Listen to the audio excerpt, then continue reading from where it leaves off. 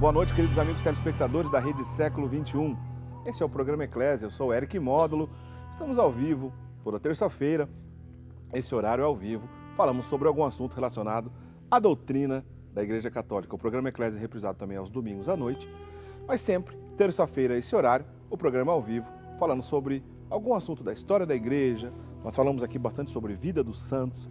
Falamos ainda também em outras ocasiões sobre assuntos bíblicos.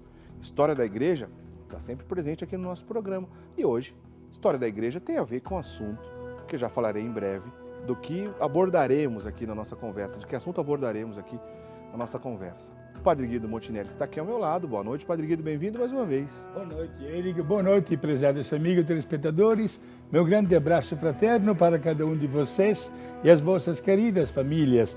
Hoje, de uma maneira especial, vamos com o nosso pensamento na cidade de Teófilo Otoni, Minas Gerais, onde a gente estará lá nesta próxima sexta. Um abraço à família de Dona Cristina e Roberto Lorenz. Quero também cumprimentar o casal Charles e Daniele, da cidade de Palmas, de Tocantins, e as irmãs concepcionistas franciscanas do Mosteiro de Piratininga, São Paulo. Meus irmãos, estamos aqui mais uma vez com alegria, sobretudo porque queremos, usando uma expressão esportiva, vestir a camisa do time. Acabamos de celebrar as Olimpíadas e agora queremos celebrar com uma grande honra a nossa fé. E por isso quero que quem está participando olhe, porque o assunto que vamos transmitir é uma catequese profunda que nos ajuda a crescer na nossa vida cristã. Muito bem, o tema já está aí na tela. Falaremos hoje sobre grandes heresias da história da Igreja. Vamos entender o conceito de heresia, né? Qual a diferença entre, por exemplo, heresia, apostasia, cisma, né? E vamos fazer um resumo sobre as principais heresias da história da Igreja. Olha, não dá tempo de falar sobre todas, né? São muitas, né? Esses quase mais de 2000 anos, são muitas heresias. Falaremos sobre as principais, as que mais marcaram a história da Igreja, mas certamente não falaremos de todas. Vamos entender um pouquinho desse assunto no programa de hoje. O Padre Guido falou agora há pouco sobre, cumprimentando algumas religiosas. Nesses últimos dias, ainda pensando no mês das vocações, falamos bastante sobre vocações religiosas, sobre Santa Teresa, por exemplo, que falamos semana passada. Nós recebemos muitos e-mails, né, e outros tipos de contato também, de irmãs religiosas, né? Recebemos de irmãs clarissas, irmãs carmelitas, padres, muitos padres nos assistem também. A gente quer mandar um abraço para todos os religiosos que estão nos assistindo, para todas as irmãs. Eu sei que, às vezes, lá dentro mesmo das casas religiosas, agora, se as senhoras estão nos assistindo aí, irmãs, olha, por favor, lembrem da gente nas vossas orações. Todo o nosso trabalho aqui da Rede Século XXI, do programa Eclésia, né?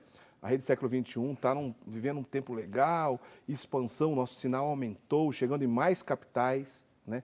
A possibilidade chega por volta de 150 milhões de pessoas que recebem o nosso sinal. Olha, é uma graça de Deus mesmo, mas olha, é um desafio também manter isso aqui no ar, né? É um grande desafio, uma empresa desse tamanho, um trabalho desse tamanho não é fácil.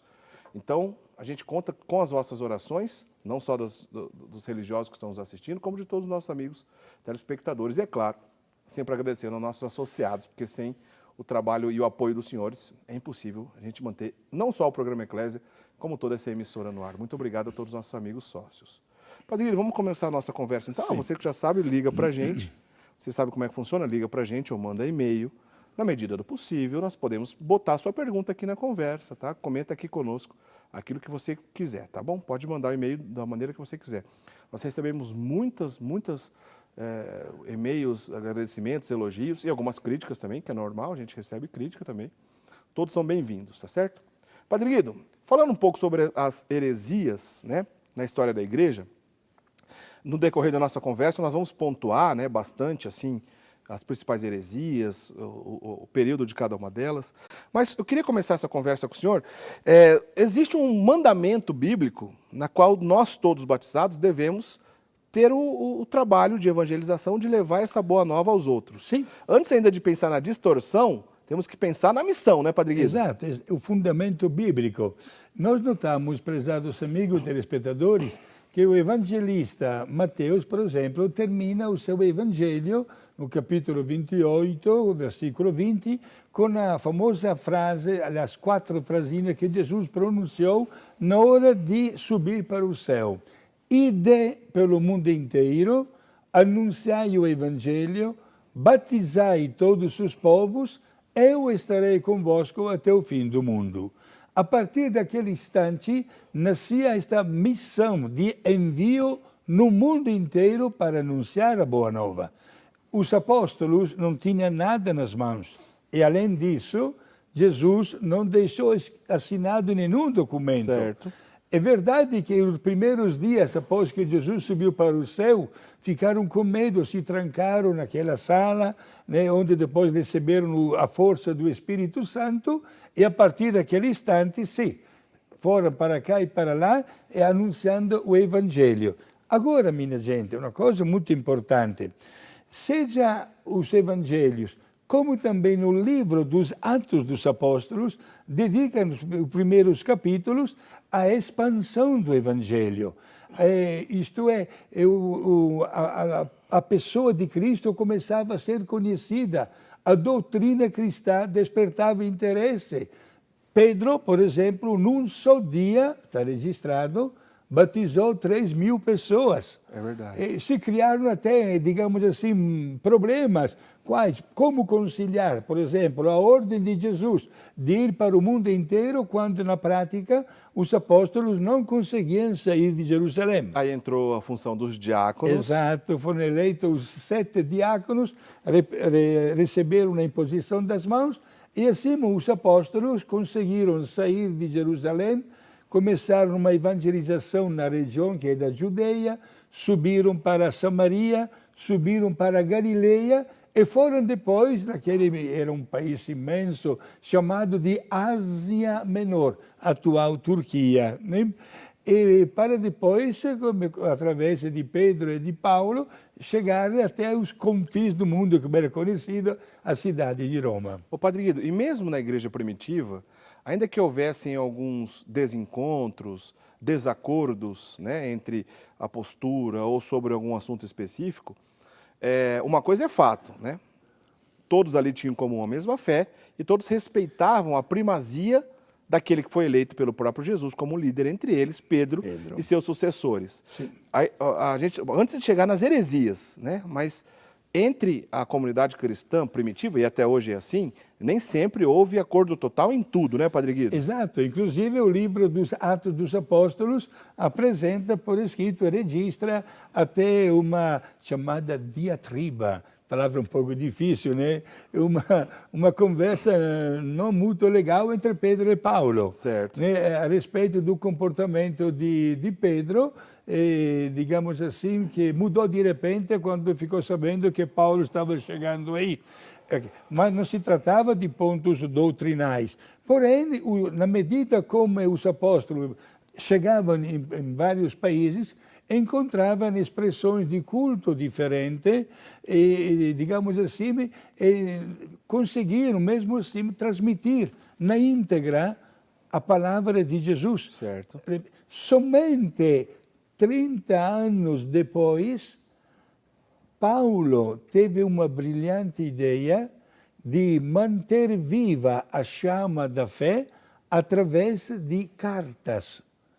Foi aí que nós tivemos primeiro período de muito conhecimento, porque as cartas eram autênticas meditações sobre o carisma de Jesus, sobre a doutrina, para manter viva esta chama da fé. E logo em seguida apareceram também os evangelhos. Certo. Alguém poderia dizer, padre, mas para aí, eu tenho uma Bíblia, não é bem assim. A Bíblia coloca primeiro os evangelhos e depois as cartas. É verdade, mas cronologicamente falando, primeiro vieram as cartas. As cartas de Paulo, depois os evangelhos. Depois os evangelhos, né? E, naturalmente, devido ao fato do evangelho falar diretamente de Jesus, foi colocado como prioritário na Bíblia. Ou seja, problemas que a comunidade primitiva tinham, eles conseguiam, através do diálogo e através também da palavra do superior local, que é um sucessor do apóstolo, ou seja, um bispo, sucessor de um dos apóstolos, que é um bispo, né, até hoje, né, a sucessão ininterrupta dos apóstolos são os nossos bispos, e do próprio apóstolo Pedro é o Papa, né, como a gente sabe disso, acabavam se entendendo, se resolvendo. Agora, Padre Guido, chegando no nosso assunto, Sim. e quando alguém tinha uma visão diferente, não concordava com o que a igreja ensinava, e começava a ensinar uma coisa errada, Exato. pegava um único ponto, um ou mais pontos da doutrina, e distorcia. Aí, nascemos a famosa... Nasce a heresia, né? Vamos explicar exatamente o conceito de apostasia, cisma e heresia. Certo. É bom ter uma ideia clara. O que significa apostasia? Significa repúdio total da fé cristã. Ou seja, aquele que despreza ou abandona a fé cristã para abraçar doutrinas não cristãs, comete apostasia e é chamado de apóstata. Então vamos por partes, vamos entender esses 3 conceitos para bom andamento do nosso programa. Apostasia, repete para a gente o conceito, Padre Guido? É um repúdio total da fé cristã. Um repúdio. Um repúdio total. Entre aspas, o demônio é chamado de o primeiro apóstata, né? O grande apóstata. O grande né? apóstata, porque rejeita toda a doutrina cristã. Ô Padre Guido, só para entender, se uma pessoa de repente viveu durante muitos anos respeitando, aceitando o ensinamento cristão, o cristianismo, a Igreja Católica, no final da vida ele abandona essa fé católica, pode dizer que ao final da vida ele viveu essa apostasia? Exato, é chamado de apóstata. Tá certo pensar sim, assim, então? Sim, está certo, porque é o abandono total da fé cristã. Certo. A palavra cisma quer dizer, pelo contrário, separação ou divisão. Isto é, mesmo dentro da doutrina cristã, há separações. Não se aceita, por exemplo, a autoridade do Papa, famoso cisma do Oriente. Quer dizer que rompeu com a autoridade do Papa. Exato, isso aqui. Só lembrando, o senhor citou o cisma do Oriente, é aquele episódio que em 1054, então, os bispos do Oriente, alguns bispos do Oriente romperam com Roma, com a autoridade do Papa, nascendo aí a chamada Igreja Ortodoxa. A palavra ortodoxa significa autêntica. Eles galgaram para si esse conceito de autêntico. Então, as igrejas ortodoxas, que são fechadas em si, atualmente são 14, né? 14 igrejas ortodoxas. Param na autoridade do bispo, não tem mais comunhão com o Papa. Em poucas palavras, cisma é isso, né, Padre Guido? Rompeu com a autoridade do Papa. Exato. E depois o mesmo fenômeno aconteceu na Europa, no ano 1517, com a reforma protestante. Também aí, por exemplo, o rei da Inglaterra se considerou não só rei, mas também Papa. Era ele que nomeava até os bispos. Foi um cisma já em outro período, no início do protestantismo, né, Padre? Exato, né, que criou uma... E depois, mais ainda, eu sou italiano, até na mesma Itália, minha gente, teve um período que somente na Itália havia 5 papas. O senhor está falando daquele episódio conhecido como o cisma do Ocidente? Do Ocidente, exato. Desculpa, eu engasguei aqui. É aquele episódio do papado de Avignon, Padre Guido? Perfeito, né? Ainda bem que depois, como vamos ver no programa, o Concílio de Trento acabou com todos estes papas que acabavam de ser eleitos com a sua facção de pessoal. Portanto, o cisma é a separação dentro do mesmo credo religioso. Heresia é a negação pertinaz ou teimosa, digamos assim, após a recepção do batismo.